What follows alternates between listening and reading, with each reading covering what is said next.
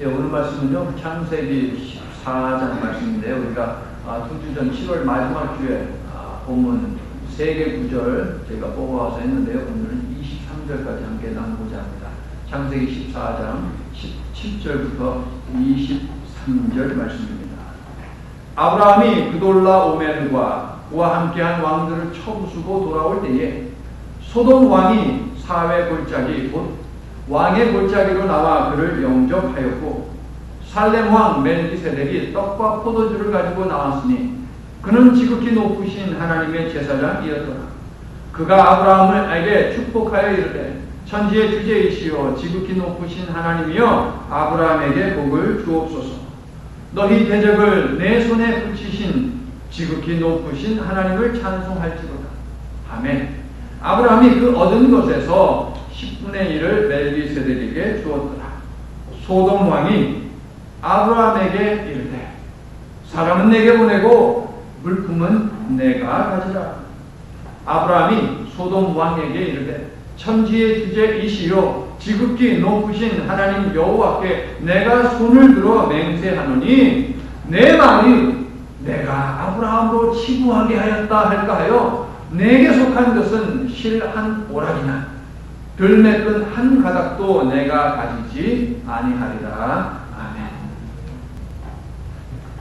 퀴즈를 하나 내겠습니다. 이 사람은 아버지가 없습니다.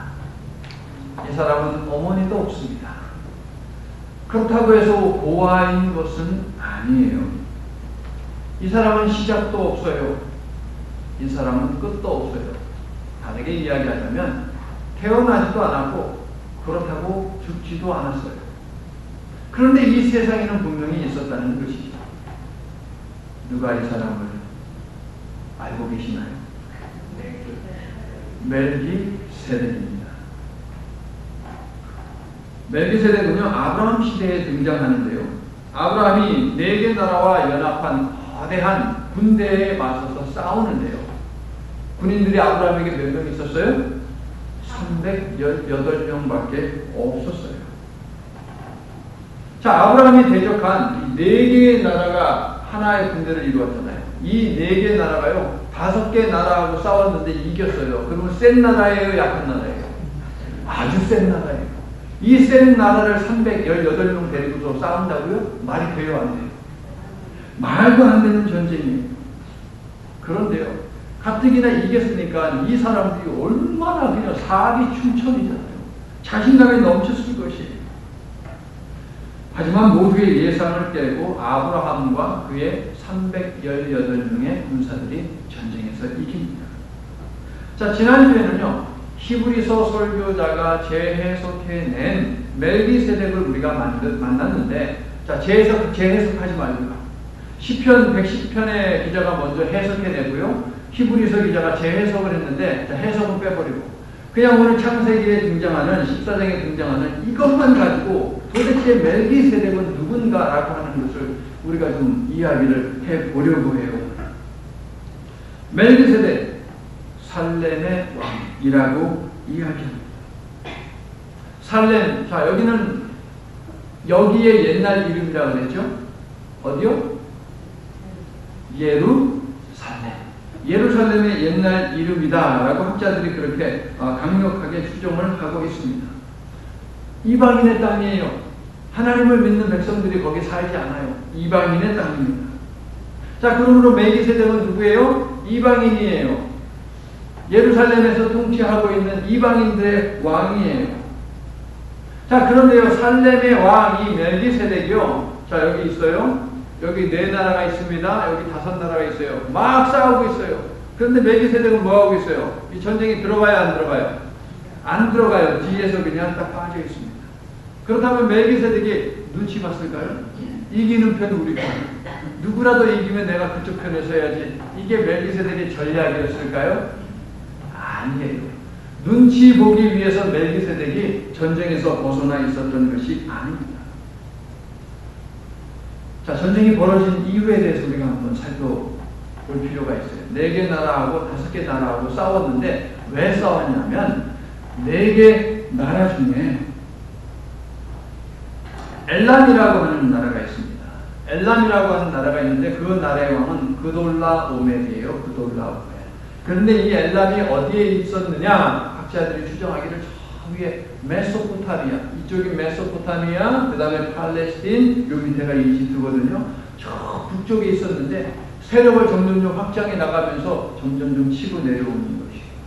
다 치고 내려와서 전부 다 이쪽에 있는 강력한 나라들을 쓰러뜨리면서 내려오는 것이죠.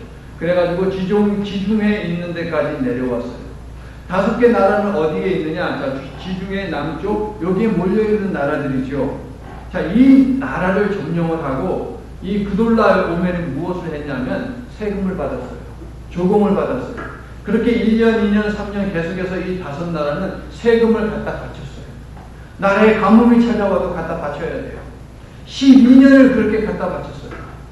그러다 보니까는 꿀따구가 나는 거예요.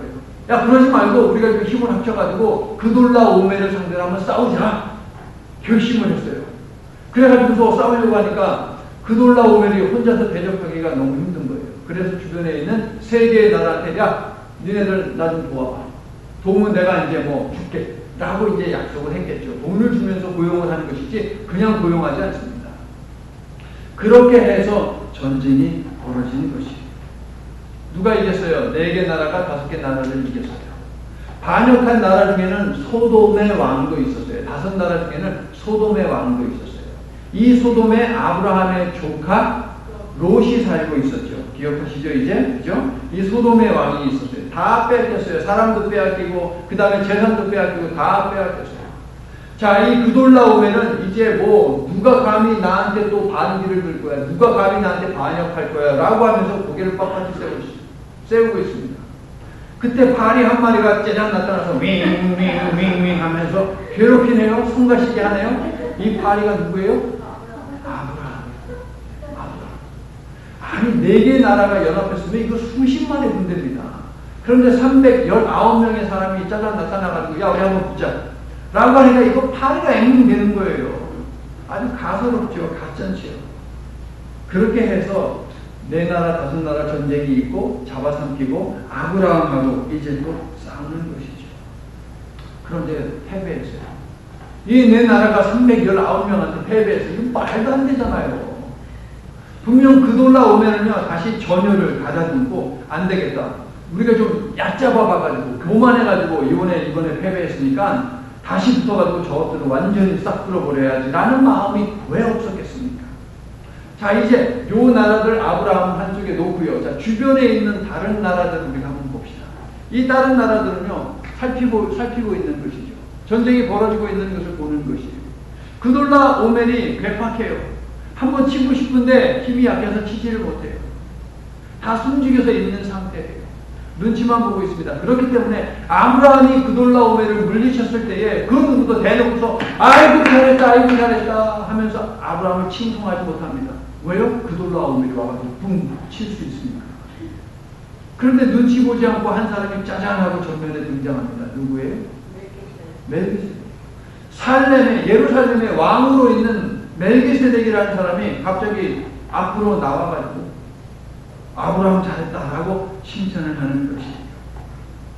괘씸한 소식이죠. 이런 생각이 들어요. 그돌라오멜이 다시 전열을 가다듬고 아브라함을 치고자 하는 계획을 가졌는데 살렘의 왕이 아브라함을 지지하고 나서니까 어쩌면 공격을 하지 못하고 주춤했었을 수도 있겠다라는 그런 생각도 듭니다. 자, 오늘 본문에는요 멜기세덱 외에 아브라함을 환영한 또 다른 사람 하나가 있습니다. 누구죠? 소돔 왕이요.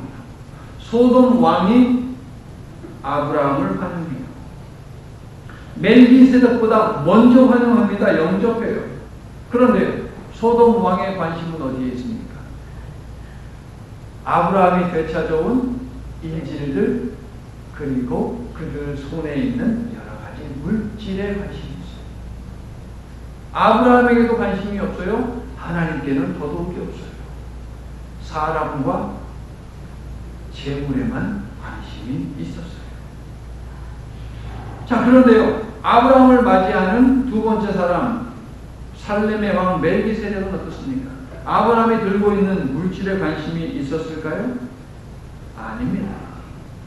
그는 아브라함이 가지고 있는 물질에 관심이 없습니다. 심지어 아브라함에게도 관심이 없어요. 아브라함이 멜기세덱에게 준 11조는요, 아브라함이 감사의 표시로 드리는 것 뿐이에요. 멜기세덱이 요구하지도 않았고 기대하지도 않았어요. 그저 감사해서 재물을 바친 것입니다. 어쩌면 좀 정치적으로 좀 생각을 해보면, 그래도 멜기세덱이 짜잔하고 나타나서 전면에 나섰기 때문에 더 이상 그돌라오멜이 공격을 안 했기 때문이라고 생각할 수도 있을 것 같아요.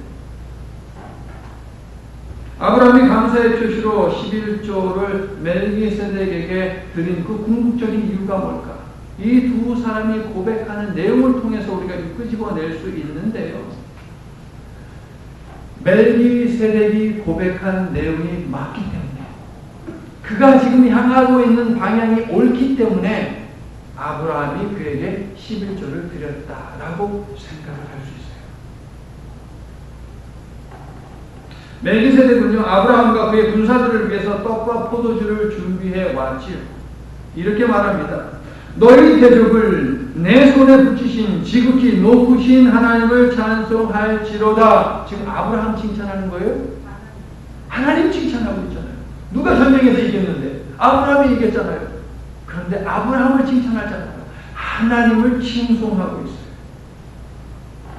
이방인들의 성읍 살렘의 왕으로 있던 멜기세덱의 방향은 오직 하나님께 있었습니다. 인간에게 있지 않았다는 것이에요. 자, 롯이요. 롯의 방향은 어디에 있었습니까? 하나님의 계획, 하나님이 뭐 약속하신 땅, 거기 관심 없어요. 지금 당장 눈에 보이는 양질의 땅, 좋은 땅, 옥토에만 관심이 있죠. 엘람 왕 그돌라오멜은 어디에 지금 눈이 가 있습니까? 313명의 오합지졸을 끌고 나온 아브라함에게 지금 눈이 가 있어요. 소돔의 왕은 어떻습니까? 그의 방향이 어디에 가 있어요? 아브라함이 가지고 온 재물에, 인질에 관심이 가 있어요. 하지만 멜기세덱의 마음이 향한 방향은요, 사람도 물질도 아닙니다. 오직 여호와 하나님이라는 사실이에요. 멜기세덱이 고백한 지극히 높은 하나님이라고 하는 표현, 히브리 성경에서는 엘련이라고 해요. 엘은 하나님이에요. 엘은 하나님. 엘련은 지극히 높은 이라고 하는 그런 뜻을 가지고 있어요. 자, 그런데 엘련은요, 성경에 나오는 하나님의 여러 이름들 중에 하나예요. 하나님의 이름 하면 우리가 익숙한 노래 있잖아요. 주님 내 길 예비하시니 쭉 하다가 예비하니까 뭐 여호와 예비 이래 이죠. 여호와 이래. 주님 내게 승리 주시니 여호와 니시. 주님 내게 평화 주시니 여호와 샬롬이라고 하는 것 있죠. 그게 다 하나님의 속성, 하나님의 성품을 가지고 이름을 붙이는 것이에요. 그럼 좀 어려운 질문. 여호와가 거기 계신다. Yahweh is there. 거기 계신다는 걸 뭐라고 할까요? 여호와 샴마. 저는 이 표현 너무 좋아요. 거기 계신다. 언제나 거기 계세요. 변함없이. 얼마나 좋아요. 여호와 뭐라고요? 샴마. 여호와 샴마. 굉장히 좋은 이름이죠. 자, 이러한 이름들 중에 엘엘론이라고 하는 이름도 있어요. 지극히 높으신 분. 그런데요, 창세기 14장에서 멜기세덱이 여호와 하나님을 엘엘론이라고 표현한 이후에 수많은 믿음의 사람들이 여호와 하나님을 그렇게 부르기 시작합니다. 엘엘론이라고, 지극히 높으신 분이라고 그렇게 부르고 있어요. 한번 상상해 보세요. 여러분이 여러분의 언어로, 삶의 언어로 여호와 하나님은 스펀지다 라고 이렇게 표현했는데, 믿음의 후손들이 그것을 생각해요. 그래, 여호와 하나님은 스펀지지. 우리가 아무리 찌르는 말을 해도 그거 다 받아주셔요. 우리가 아무리 쑤셔대도 그거 포근하게 스펀지 찌르면 어떻게 돼요? 감아주잖아요. 감싸주시잖아요. 기도할 때 스펀지 같은 하나님, 이렇게 한번 기도해보세요. 내가 아무리 찌르고 내가 아무리 엉뚱한 곳을 가도 여호와는 그거 다 받아주시고 포용해 주시는구나.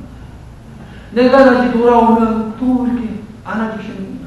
아무리 우리가 하나님을 헐티해도 스펀지 넣었다가 빼면 어떻게 돼요? 언제나 그래요. 언제나 그대로 변함없이 우리를 바라보고 계십니다. 설거지할 때 설거지만 하지 마시고 그것도 좀 생각을 하시라고 스펀지를 보면서 스펀지 같은 하나님. 얼마나 좋을까요?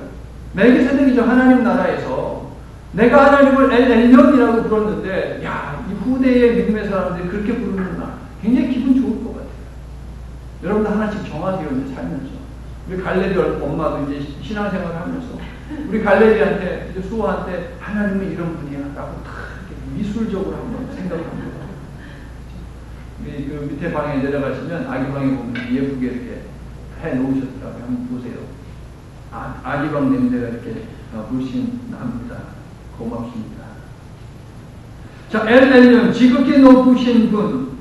자, 이방 사람이에요. 멜기세덱은. 멜기세덱이 엘yon 여호와 하나님이 가장 높으신 분이다라고 하는 것은 뭘까요? 저 가장 높은 곳에 있으니까 이 세상을 다 내려다보고 있는 것이에요. 통치하시는 분이다. 누가 이 세상을 통치하느냐? 누가 이 역사를 주관하느냐? 바로 여호와 하나님이다라고 하는 고백입니다. 여러분. 멜기세덱의 시대에 그 시대에 천지를 창조했다라고 주장하는 신들이 엄청 많았어요. 바알이 세상을 창조했다. 밀곰이 창조했다. 다곤이 창조했다. 그 다음에 여러분들 애굽에 10가지 재앙이 있죠. 10가지 재앙에 등장하는 것들 전부 다 그 이집트 신들의 이름이에요. 그런 주장들이 있어요. 맥센스 해요. 그런데 아세라가 정말 세상을 창조했느냐? 아니. 멜기세덱은 수많은 신들이 지배하는 그 세상을 향해서 선포합니다. 아니, 여호와가 세상을 만드셨지, 창조하셨지. 멜기세덱의 시대에도요, 홍수를 일으켰다라고 주장하는 신들 많아요. 그런데 누가 물을 주관하느냐? 여호와 하나님이다라고 하는 고백이 그 속에 담겨 있어요. 지극히 높으신 분은 여호와 하나님이다. 누가 봐도 아브라함이 패배할 싸움이었지만 멜기세덱은 아브라함과 그의 군사들이 아닌 아브라함 뒤에 계시는 하나님을 보았기 때문에 여호와가 승리할 것을 확신했습니다. 그렇기 때문에 그 많은 인원이 먹을 떡을 미리 준비한 것이죠. 갑자기 뭐 짜잔 하면 떡이 나옵니까? 안 나오죠. 여호와 하나님께서 저들에게 승리를 주실 것을 확신했기 때문에 미리 다 준비를 해놓은 것이에요. 준비 딱 해놨다가 전쟁이 끝나자마자 가는 거죠. 확인해보니까 당연히 확인하다만 당연히 여호와 하나님의 승리이지요. 그렇습니다. 멜기세덱은 아브라함의 승리를 통해서 온 세상이 여호와의 주권 아래 있으며 여호와께서 소수로 다수를 이기게 하셨다라고 통쾌한 찬양을 부르고 있는 것이에요. 네 나라의 왕들은 아브라함을 상대했지만 멜기세덱은 아브라함 뒤에 있는 실제적인 힘을 가지고 있는 여호와 하나님을 봤다는 것이죠. 너희 대적을 내 손에 붙이신 지극히 높으신 하나님을 찬송할지로다 할렐루야. 하나님 찬송이에요. 멜기세덱은 승전한 아브라함을 칭송하지 않습니다. 그를 인도하고 그에게 승리를 주신 여호와 하나님을 찬양했습니다. 사랑하는 성도, 실세를 볼 수 있어야 돼요. 잔챙이를 백날 상대해봐요. 소용없어요. 그 뒤에 또 버티고 있는 것이 있는데. 안 그렇습니다. 제가 옛날에 어렸을 때 동네에요. 그 여러 대사관들이 좀 있는 그런 동네에 잠깐 있었거든요. 살았는데, 우리 동네 애들하고 한국 애들이 쭉 올라가면은 외국 애들이 탁 몰려서 살고 있어요. 우리 갔다가 올라가면 애들은 뭐 성장이 빨라가지고 덩치가 크잖아요. 우리를 보고 막 무시하고 막 그래요. 근데 제가 같이 어울려서 막 산에 놀러 가고 할 때에 누가 대장이었느냐? 제가 대장이었어요. 그런데 걔네들 숫자 많아요. 제가 어떻게 하겠어요? 가장 제일 세 보이는 놈, 그놈만 그냥 제압하면 끝나요. 아버지 따라서 어떤 동네 갔는데 거기에 아버지가 어느 집에 들어가서 거기서 볼일 보는 동안 저는 바깥에 서 있었거든요. 동네 애들이 7명이 와가지고 저를 뺑 둘러싸요. 뺑 둘러싸더니 이제 뭐 조롱하고 욕하고 하는 거죠. 뭐 어디서 왔냐 하면서 얼굴도 까만 애가 와가지고 여기 있으니까. 그래가지고 제가 어떻게 했겠어요? 싹 보고 제일 크고 제일 센 놈만 그냥 공격하는 거예요. 잔챙이들 상대해봐야 알았어요. 실세를 알아야 돼요. 실세. 멜기세덱은 실세를 보는 눈이 있었으니 그 실세가 누구다? 여호와. 실세를 봤어요. 4개의 나라도 아니고 5개의 나라도 아니고 그 외의 나라들도 아니에요. 심지어 아브라함도 아닙니다. 그의 군사들도 아니에요. 여호와 하나님을 봤다는 사실이죠. 실세인 여호와 하나님을 보아야 한다고 가르쳐주는 이야기는 성경에 무궁무진해요. 창세기 족장들의 이야기 누구로부터 시작합니까? 아브라함으로부터 시작해요. 어디에서 끝나요? 요셉에서 끝납니다. 자, 요셉에 대해서 잠시 얘기해 볼까요?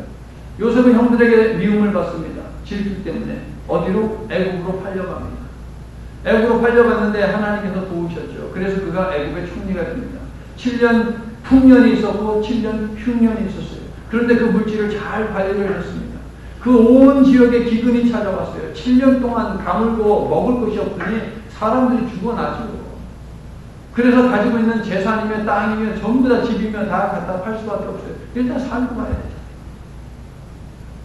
요셉의 가족들, 다른 형제들, 그죠? 그들에게도 이제 식량이 점점 떨어져 갑니다. 야곱이 그래서 아들들 10명을 보내죠. 막내는 두고 10명을 보내요. 요셉을 찾아갑니다. 요셉은 딱 보고서 형들이네 알죠. 근데 형들은 알아봐요, 못 알아봐요? 못 알아보죠.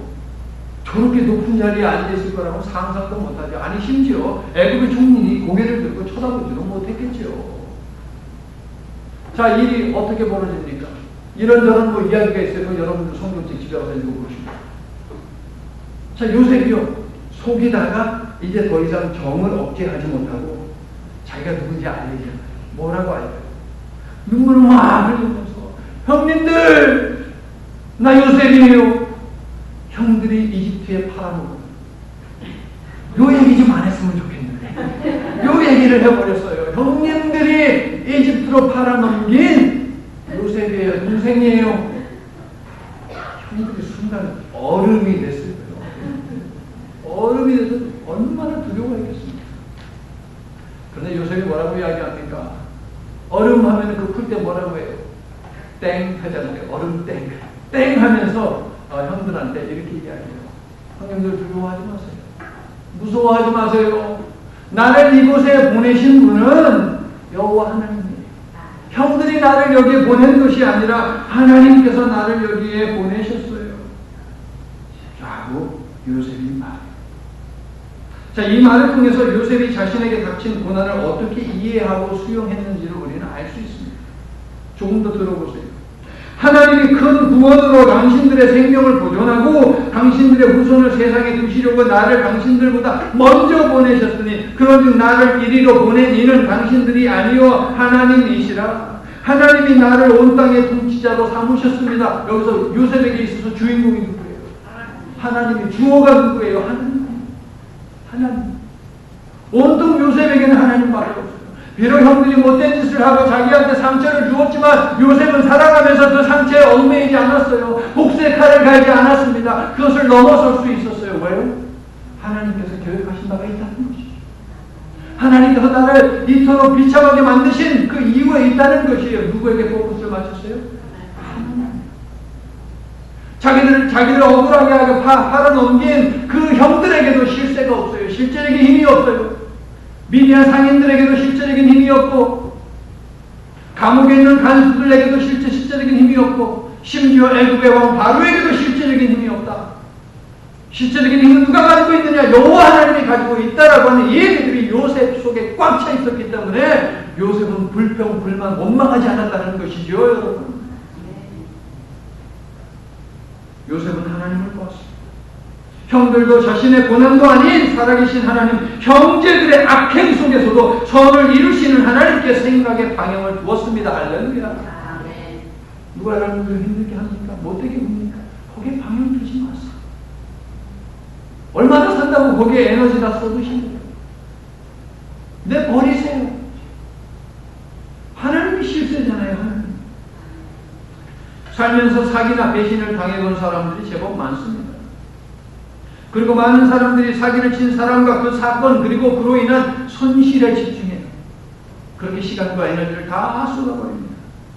누군가 나에게 악행을 저지를 때 하나님의 뜻을 찾는 사람들 많지 않아요. 심지어 그리스도인들 중에서도 찾기 어려워요. 다윗이 위대한 이유가 무엇입니까? 고난의 때에 고난을 안겨준 악인들을 증오하기도 하지만 그것 때문에 시간을 다 쏟아버리지 않아요. 다윗은 궁극적으로 하나님께 절대적으로 눈을 떼지를 않아요. 내가 산을 향하여, 산이 어디예요? 하나님이 계신 곳을 얘기하는 것이죠. 내가 하나님이 계신 곳을 향하여 눈을 들지 하시리라. 나의 도움이 어디서 올꼬 나의 도움이 천지를 지으신 여호와에게서로다. 아멘. 내가 사방에 음침한 골짜기 가다가 그래도 내가 해를 두려워하지 않을 것은 주께서 나와 함께 하심이라. 주 예수 내 마음에 계시기 때문에 난 두려워하지 않는다. 내 영혼아 내가 어찌하여 낙심하느냐. 내가 어찌하여 불안해하는고. 너는 너의 하나님께 소망을 두라. 아멘. 다 전부 다 시인들 누구를 바라보고 있어요? 하나님만 바라보고 있어요. 고난이 있는 골짜기를 가더라도 그곳에 죽음이 있다 할지라도 하나님만 바라보는 것이죠. 내 영혼아 너 왜 이렇게 슬퍼하냐? 왜 이렇게 낙담해하고 있어? 문제 때문에 그래, 사람 때문에 그래, 그거 보지 마. 하나님께 소망을 둬. 수많은 시들이 그 이야기를 하고 있다는 것이죠. 시편의 시인들은 고난의 때에 처절한 상황에서 그들의 눈과 마음을 하나님께로 향했습니다. 원수도 질병도 그 어떤 고난도 실세이신 여호와 하나님 앞에서는 별것이 아니기 때문이에요. 믿으시면 아멘. 아멘. 자, 예수님의 제자들 얘기를 좀 해볼까요? 하루 종일 복음을 전하시느냐 우리 예수님 너무나도 지쳤어요. 얼마나 지쳤으면 세상에. 저희 건너편으로 건너가야 돼요. 갈릴리 호수로 건너서 가야 돼요. 배를 탔어요. 배를 타고 왔는데 풍랑이 막 일었어요. 얼마나 풍랑이 거칠었으면 막 배 안으로 물이 막 쏟아져 들어오는 것이죠. 배가 막 그냥 넘쳐요. 근데도 예수님 뭐하고 계세요? 주무세요. 제자들이 보니까 답답해요? 안 답답해요? 답답해요. 제자들이 예수님 깨운 거 이거 이해 가요? 안 가요? 가요. 정당해요? 정당하지 않아요? 정당해요. 왜요? 자칫하면 예수님 물 먹고 죽을 수 있어요. 제자들이 생각할 때 그렇잖아요. 누워서 자는데 물이 찼으니까 당연히 깨워야죠. 그런데 예수님이 깨웠다고 짜증은 냈다는 얘기는 없지만 꾸짖으세요. 꾸짖으셔. 왜 깨웠냐라는 것이죠. 그러면서 예수님이 하시는 말씀 뭐예요? 왜 믿음이 없냐는 것이죠.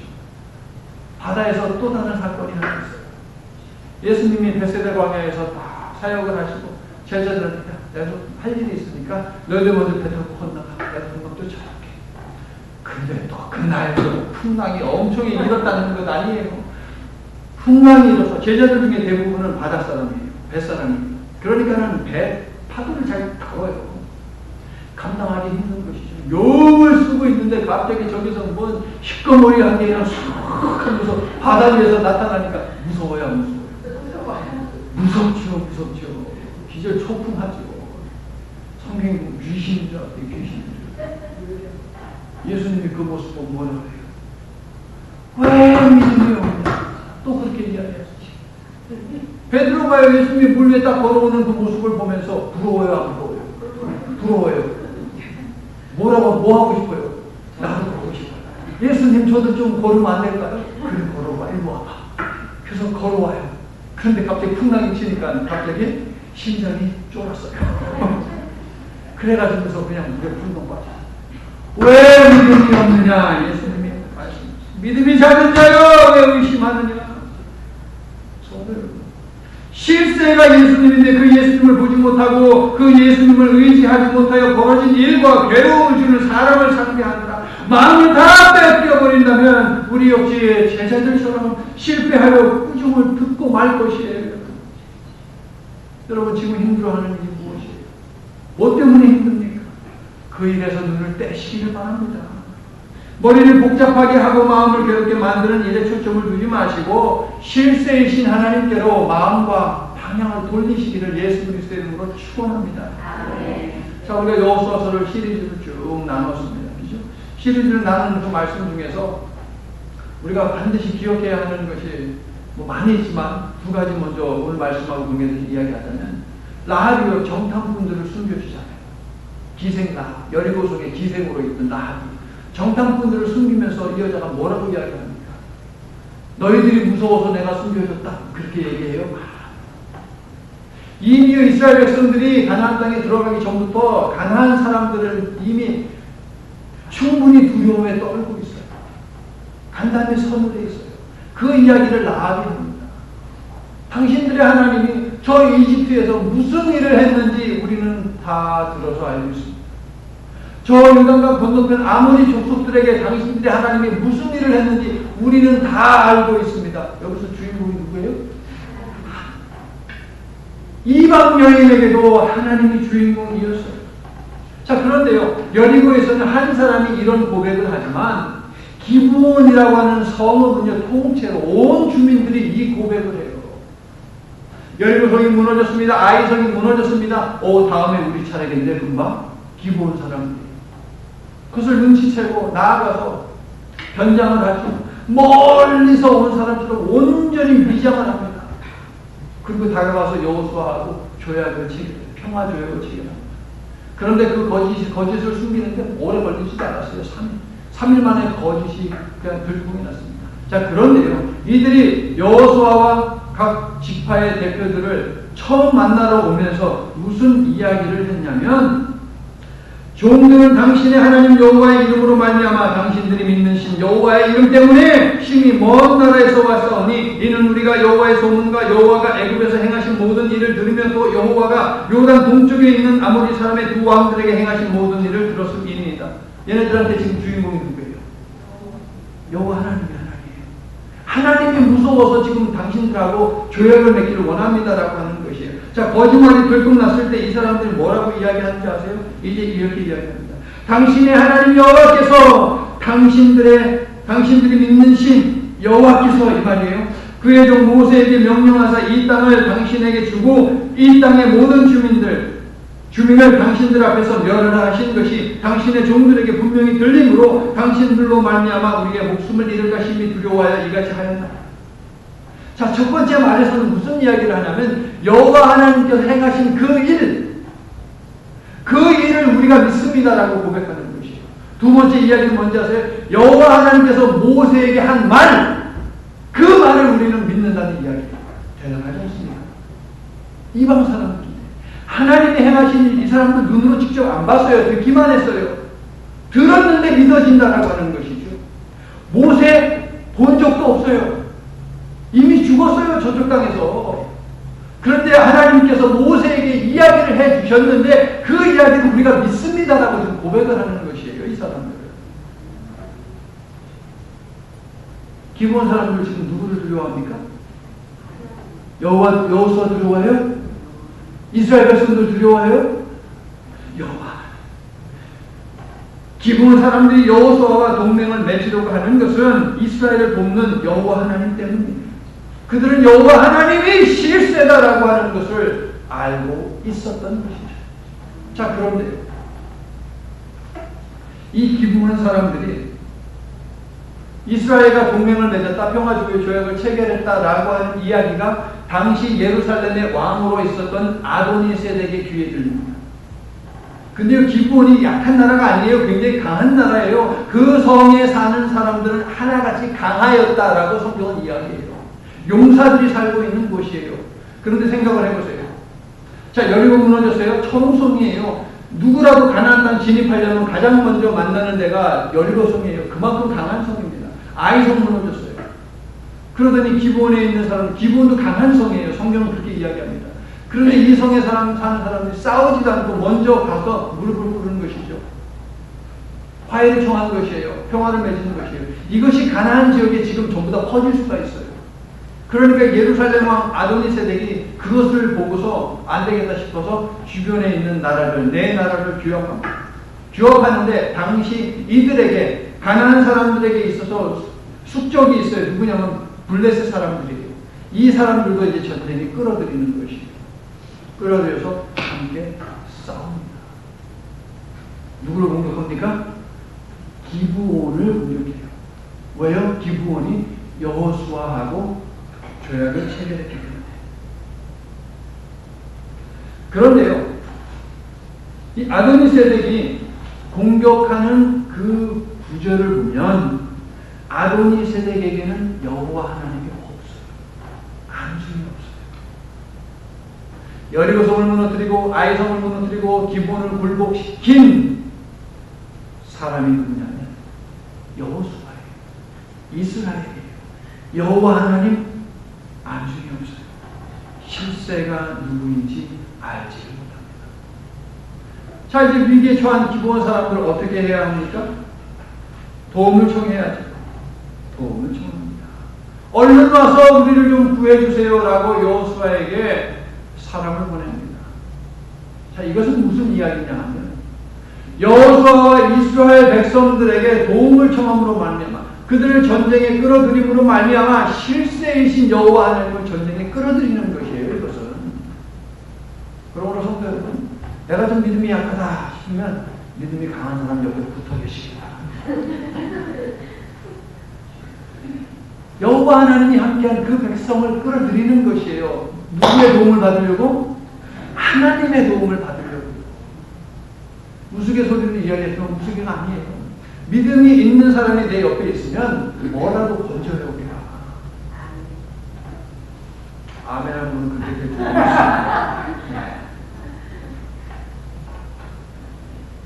네리의 나라가 연합해서 공격을 했지만 그죠? 이기지 못했어요. 여호수아와 이스라엘을 이기지 못합니다. 왜요? 그 뒤에 계시는 여호와 하나님 때문에. 하나님께서 어떻게 역사를 하셨느냐? 우박을 보내십니다. 태양이 멈추게 하세요. 하루 만에 좀 믿어주세요. 하루 만에 수십만의 군사들이 그냥 죽어요. 뭐 맞고? 우박 맞고.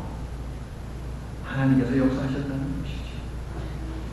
성도 여러분, 이 땅의 역사를 주관하시고 우리의 삶을 다스리시며 그분의 자녀를 돕는 분은 오직 여호와 하나님 한 분밖에 없다라고 하는 것.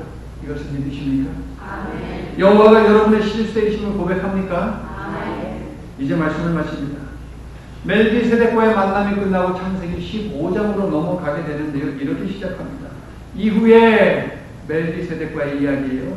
이후에 여호와의 말씀이 환상 중에 아브라함에게 임하여 이르시되 여호와께서 아브라함과 계약을 체결하시고자 하는 순간이에요. 지금.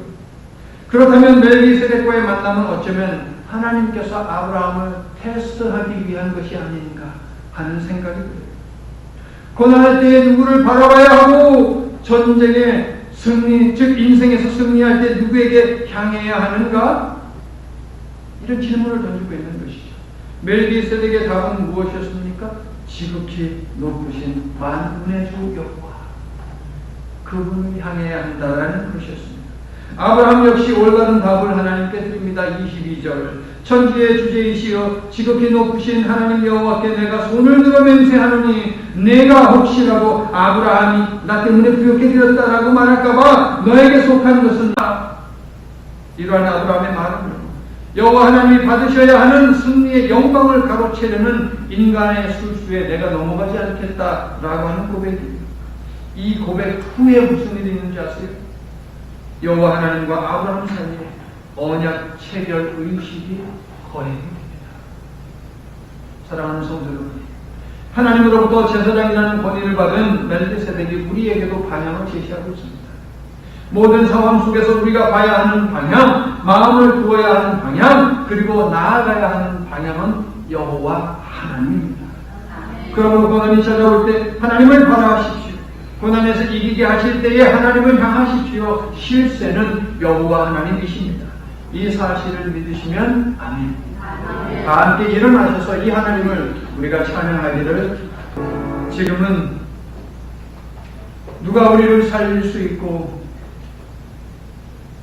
누가 우리를 용서하며 구원과 부활과 영생의 길로 인도하실 수 있는지 그것을 알려주기 위해서, 즉 실세가 누구인지 알려주기 위해서 십자가도 마다하지 아니하신 예수 그리스도의 은혜와 지극히 높으신 우리 하나님의 사랑하심과 언제나 우리 가운데 함께하여 주셔서 사랑도 사물도 아닌 오직 여호와 하나님께 온전히 집중하도록 만드시고 우리를 도우시고 하나님 안에서 소망을 지속적으로 품도록 만들어주시는 성령님의 내주 임재 역사 충만하심이 아버지 하나님께서 주신 말씀 듣고 하나님께서 허락하신 친교와 선교 현장으로 출발하는 귀한 하나님의 백성들 위해 저들의 삶과 건강과 가족들 위해 하는 모든 일들 위에 이제부터 영원 무궁토록 함께해 주시옵기를 간절히 축원하옵나이다.